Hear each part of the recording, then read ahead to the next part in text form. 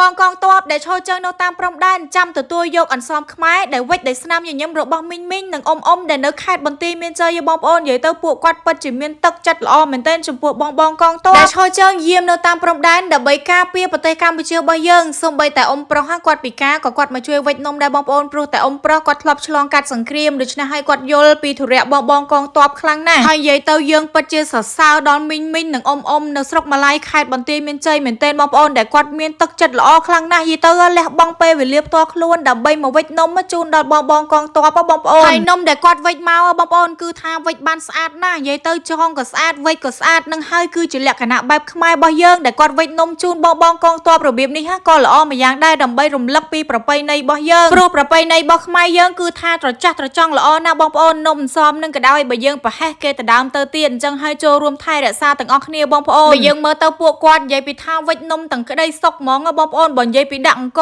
ដាក់សណ្ដែកវិញគឺថាអត់សំចៃទេដាក់ច្រើនដើម្បីបងកងទ័ពរបស់យើងគាត់បានពិសាទៅឆ្អែតហើយនិយាយទៅពួកគាត់វិចនំព្រឹកមិញហ្នឹងបងប្អូនគឺថាមកអស់ហើយទាំងមេឃុំមេភូមិអីហ្នឹងគឺពួកគាត់មកជួយគ្នានិយាយទៅលឿនមែនទែនហើយបើមកវិញគឺថាមកទាំងគ្រូសាជិះកង់3មករបៀបហ្នឹងហ្មងបងប្អូននេះហើយគឺជាទឹកចិត្តដ៏ល្អមួយដែលខ្ញុំសម្លឹងឃើញដោយផ្ទាល់ភ្នែកហើយក៏រំភើបមែនទែនបងប្អូននិយាយទៅដល់ពេលមានទុកធុរៈរបៀបហ្នឹងបានដឹងថាបងប្អូនខ្មែរយើងមិនថានៅតំបន់ណាទេបងប្អូនសូម្បីតែខ្ញុំនៅដល់ជីដែរនេះគឺថាពួកគាត់ចែករំលែកក្តីស្រឡាញ់ខ្លាំងហ្មងបងប្អូនមិនត្រឹមតែបានឆ្ងាញ់មាត់ទេថែមទាំងជាទឹកចិត្តមួយដ៏ត្រចះត្រចង់ដែលបងកងទ័ពញ៉ាំហើយបរិភោគហើយគឺមានអារម្មណ៍ថាស្រស់ស្រាយនិងសប្បាយចិត្តហ្មងដោយសារតែប្រជាជនខ្មែររបស់យើងស្រឡាញ់ពួកគាត់ខ្លាំងណាស់ហើយចំពោះទីតាំងដែលពួកគាត់បានវិចនំនេះគឺវិចនៅក្នុងបរិវេណវត្តរតនម៉ាឡៃដែលស្ថិតនៅក្នុងស្រុកម៉ាឡៃខេត្តបន្ទាយមានជ័យហើយស្រុកម៉ាឡៃនេះផងដែរក៏ជាស្រុកមួយដែលនៅជាប់ព្រំដែនដូចគ្នាបងប្អូននិយាយទៅជាប់ថៃខ្លាំងមែនទែនហ្មងដោយសារតែនៅជាប់ថៃហើយមានការព្រួយបារម្ភនិងកង្វល់ដូចគ្នាអញ្ចឹងហើយទៅពួកគាត់មួលមតិគ្នាដើម្បី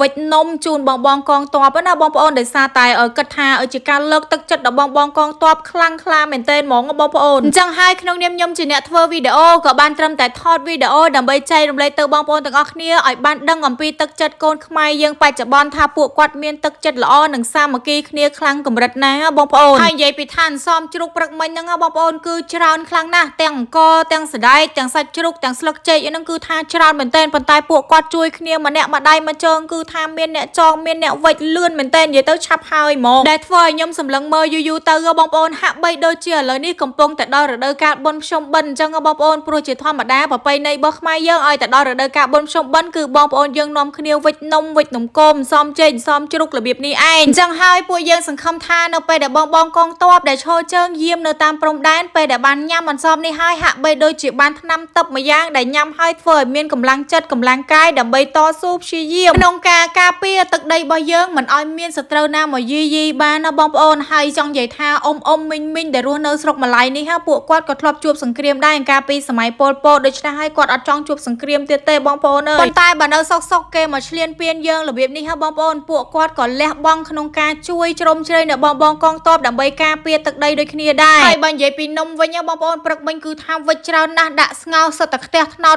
ធំរបៀបនេះហ្មងបងប្អូនអស់មួយវគ្គដាក់មួយវគ្គស្រង់មួយវគ្គអញ្ចឹងណាហើយនិយាយទៅឃើញពួកគាត់សាមគ្គីគ្នារបៀបហ្នឹងគឺថាសប្បាយចិត្តមែនទែនបងប្អូនពូអញ្ចឹងទៅគាត់ជាអ្នកស្ងោរនំអ្នកថែមភ្លើងកន្លែងក្តៅអញ្ចឹងណាបងប្អូនចំណែកមីងពួកគាត់អង្គុយវិចនំអីរបៀបហ្នឹងទៅនិយាយទៅសាមគ្គីគ្នាណាអញ្ចឹងហើយសម្រាប់វីដេអូនេះផ្ញើជូនទៅបងប្អូនយើងទូទាំងប្រទេសកម្ពុជាឲ្យបានឃើញពីទឹកចិត្តរបស់បងប្អូនអ្នកស្រុកម៉ាឡៃខេត្តបន្ទាយមានជ័យហើយក៏ដូចជាផ្ញើជូនទៅដល់បងកងទ័ពដើម្បីជំរុញទឹកចិត្តឲ្យពួកគាត់មានកម្លាំងចិត្តក្នុងការការពារទឹកដីរបស់យើងចា៎អរគុណបងប្អូនដែលបានទស្សនាបើសិនជាមានកំហុសខុសឆ្គងត្រង់ណាក៏សូមអធិស្ឋាន